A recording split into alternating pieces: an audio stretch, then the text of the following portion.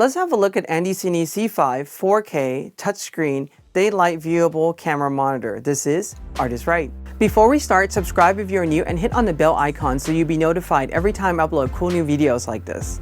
For full disclosure, AndyCine sent me this for review. All the opinions you're about to hear are my own.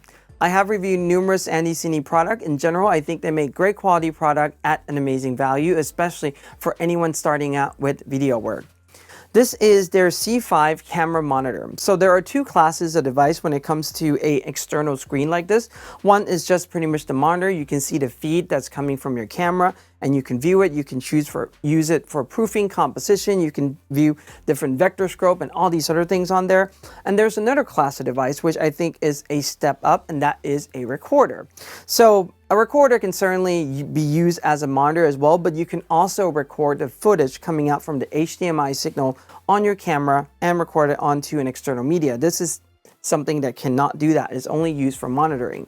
Now you may wonder, what would be the use for a device like this? Well, a couple things. First of all, this screen is much larger than the one on the back of the camera, so it makes viewing a lot easier for camera operators, for anyone who wants to work on the camera or actually filming the footage for that matter. I think that definitely helps out a lot. Secondly, this monitor itself can go up to as bright as 3000 nits. So if you take this out in daylight or you're filming on location, this is going to do a much better job for the camera operator than the little screen on the back of the camera. Number one, it's larger. Second of all, it's actually also much brighter, especially if you use it in daylight situation. Or if you're filming in studio like I am right now and this camera doesn't really flip around or flip on the underside or anything like that, well, you can't really monitor the composition. Having something like this connected on the side or on the top of the camera allows me to view the composition, what I am really filming, and that really helps me out a lot in the studio, especially when I'm doing close-up of products like this. I can pretty much view on the monitor what am I seeing, what is in the shot or not, so that definitely helps out a lot. So a monitor like this would be something that you may want to consider. Now, the way how they have priced this, I have been looking at a few other brands of monitors out there on the market, and it's priced, I would say, like almost the same as the other brand. They do give you a few more things. So first of all, let's talk about what you get in the box with this. You get the carrying case if you order the kit. So the kit itself, this is pretty much the carrying case that come with. The monitor would go there. Accessory would go in that zip pouch at the very top there. You get a HDMI to a micro HDMI. It also comes with a USB-A to USB-C, and the reason why that comes with this cable is because it also comes with this rechargeable battery. Now, this is an NP type battery, so on the bottom there are two charge ports that goes into like the two prongs on the NP type. On the very top, there is a USB Type-C connection, and there is a battery level indicator. You know, this one will light up in blue and everything, and I promise it does light up, even though it's really bright right now, you can't really see it. This, I think, is a really clever battery design, the fact that they have a USB-C on top. So I have been testing the battery with the monitor, and what I have done is pretty much link up the battery to the monitor, and I plug in a USB-C cable. It tends to work. Although on the monitor itself, it doesn't show that it's in a charge state or anything like that, but I believe that you can use this as a wired connection. Now, the one thing it doesn't come with is pretty much a wall adapter or anything to charge this with, but because this is USB-C, well, your life is somewhat easy. You can use pretty much any type of universal USB-C to USB-C charger and be able to charge this up. Although I would probably use a charger that has a higher wattage so that you can charge this a little bit faster, and it can also provide sustained power to the camera as well. So as far as my testing go, I haven't drained this all the way down and plug it in while I'm using it, but while I am testing this out, I have plugged it in and use it, and so far it's been able to sustain the battery level just fine without any problems. Aside from that, AndyCine just wants to include everything for you. So what they have also include is this little cold shoe mount that goes on top of the camera hot shoe, but it's really a cold shoe because there's no link to it. And it just pretty much screws in on the bottom of the recorder like so, pretty much like that. Now, a couple of things. Let's take a quick tour of this recorder before I turn it on and just show you some of the functionality. Most of this is pretty much just all screen, 5.5 inch. This is not a 4K screen by any means. It is a 1080 native resolution, although the pixels per inch is above 400, so you're really getting that retina for sure. But the thing is that you can take 4K signal, and when you type in 4K signal from your camera, it's going to show you 4K 30 Hertz. So if that's something that is a limitation and you need something that's more, this may not be the monitor for you. On the very top, there's a few things. There is a power button, and this is also a lock button as well, so you can lock the screen from any touch control because this is a touch screen.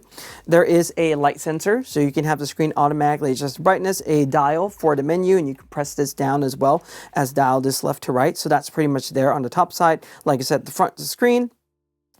On the left side of the device, you have the HDMI in, HDMI out. That is a full HDMI and also a headphone jack, which is really nice to see. So moving on to the bottom camera, what you have is a barrel type connection, DC in 12 volt, DC out 8 volts. So if you want to link this out to another device, you can. There is a screw thread for you to mount this on a cold shoe or on a boom or anything like that you want to use to monitor. You can certainly do that. There is an SD card slot, and this is where the confusion may come in because, well, you think SD card slot, can it record to an SD card? And the answer to that is no. This SD card slot is really just used to load in the LUT. If you want to use a custom 3D lookup table for a specific camera, or if you have one made, you can certainly load it into this display and it will preview it for you. On the right side, there is another standard screw thread, so that's pretty much it. On the back, there is the FP mount for the battery with a button to release it, just like that. And this is an accessory shoe that you can certainly choose to mount, for example, a HDMI wireless connection or anything like that. So there are accessories that you can get for this. This is pretty much just the device itself. Now, unboxing this and playing with this in general, I would say that it is really plasticky. The side of the frame and everything just feels like it's not really great quality plastic. Now, in my testing, a couple of things have actually come out, and I just want to share this with you. First of all, the screw thread on the bottom, even though like it's metal and everything like that, it's not necessarily reinforced. I'm going to show you that in just a second. Secondly, it's no extra pins on the side, and I would love to see that just so that camera monitor itself doesn't really twist around once you have this like cold shoe mount, or if you want to mount like another cold shoe type connection or something like that to it, it doesn't really mount or like turn, or it doesn't really move around. Because the way how this goes in right now is like that, but I can certainly twist the monitor around, as you can see, by just holding the base. Like I'll just hold the base and I can twist the monitor, and even though like I have this tight, it can still be twist. So this is something that I would love to see them implement into this solution. It is something that they can easily do, so that would be the first thing. Now, the little cold shoe itself that they include is really built like really well out of all CNC aluminum and everything. And they also include an Allen wrench. And what you would do is use this Allen wrench to tighten up these two M3 screws on either side of this to change the tension when you try to rotate the screen and everything. Now, the issue that I have with this recorder comes in when I'm actually trying to, for example, pivot the screen. I am just really pushing the pressure on the top here, and we can see that the screen is starting to separate on the bottom a little bit there. And if I tighten this up just a little bit more, or just hold it like that, you can see that there is a lot of give on that screen there. So this would be my primary concern using this device, is that in the long term, how will this plastic last? Will it break? Will it, shatter? I mean, I'm pretty sure if you actually drop this, it may not actually last. So I don't think the durability is there. So that's the very first thing that I've noticed. Like I said, it's really plasticky. The durability is not there. And I also tried to test mount it on the screw thread on the right as well. And I really wish that they reinforced this as an L or something to the mechanism inside to the screen, because having your screen kind of just pop up against the frame like this, it's not really a great thing to have. All right, so I already put in the battery, but let's put in the connections. I'm going to charge this with USB-C in real time, and what I'm also going to do is use the HDMI in. So what I have right now is a little set that I have created to do a demo for this display. On the very front of it, it just says Ultra Bright and AndyCine at the very bottom. It doesn't say much on that. Let's turn this on. All right, so now that I have linked up the monitor to my camera, let's have a look at some of the functionality and touch controls. So if I press on the power button briefly, you can see that there is a tiny lock symbol to show up. That pretty much just shows it as locked, but it doesn't, stay or remain on. And it's really hard to tell, other than when you touch it, it doesn't work. When you press it again, it shows that there is a unlock button, or that padlock is now unlocked, but then it disappeared. I rather have that just consistently be on all the time so that you know whether your screen is locked or not. And that's going to help out a lot. I mean, if you have multiple people operating the camera or different people on different days, it's just a visual indicator that makes life easy. It's just not really there on this one, where it just intermittently, it just shows when you press it and just shows when you press it again to lock or unlock it, but it doesn't stay persistent throughout. Now, with the touchscreen control, what you can simply do is on the left side, if you want to adjust the brightness, is as simple as just wiping up. And at the highest 100%, this is equivalent to 3000 nits. You can certainly bring this down, and this is way brighter than what my camera can capture, so I'm going to bring this down to a level that's a little bit more reasonable. Now, what I've tried to do is the HDMI out to a recorder and record what's going on in the screen there. It didn't really work, so this is the best thing that I can do. So there's a battery indicator on the very top there, super tiny, and if you want to change the volume, say you have a headphone connected to it, you can use the right side up or down, and you can adjust the volume right there. So a couple of other things about this is that you can press down on the menu button and get to the menu. A few things about this that gets me right away is that you can go into asset, and there are a lot of functions, but if you can see right now, the text and everything on the menu and the icons are extremely small. I would like to see the font maybe a point or two a little bit larger, abbreviate certain things to make it a little bit easier to see. The symbols can also be larger as well. I mean, it's really tiny the way how it is right now. And I do understand that they're working on a 5.5-inch display, so this is not necessarily, I would say, the largest display possible, so they're trying to conserve space, but I think that there are still rooms for them to pretty much wiggle and do things a little bit more differently or a little bit better. Now, what we have is a few menu options that we can choose from. I am going to start out with asset. I'll go through a few of the menu options. I'm not going to make this like a menu walkthrough or anything like that, but for instance, you can do a analysis, and I'll turn that on. So what analysis will do is that it will shrink your picture or your video a little bit, and it will show you pretty much everything you need to know. There's a histogram, there's like the vector scope, there's like the parade, there's also like the sound level you're seeing right now, how it's, being recorded from the camera. So it is pretty good, although this is pretty much diminishing your view right away when you want to see all this information up together, which makes sense. I mean, I can see that, but if there's a way to resize this, I think that would be great. This being a preset, I'm okay with. However, where it becomes an issue for me is, for instance, let me just turn the analysis off. And what I'm going to do is let's go into waveform. I'll turn that on. And we're going to look at RGB, for instance. And you can do a different waveform as well. The problem with this is this waveform, there's really no way to move it around, and it just pretty much blocks the footage right there.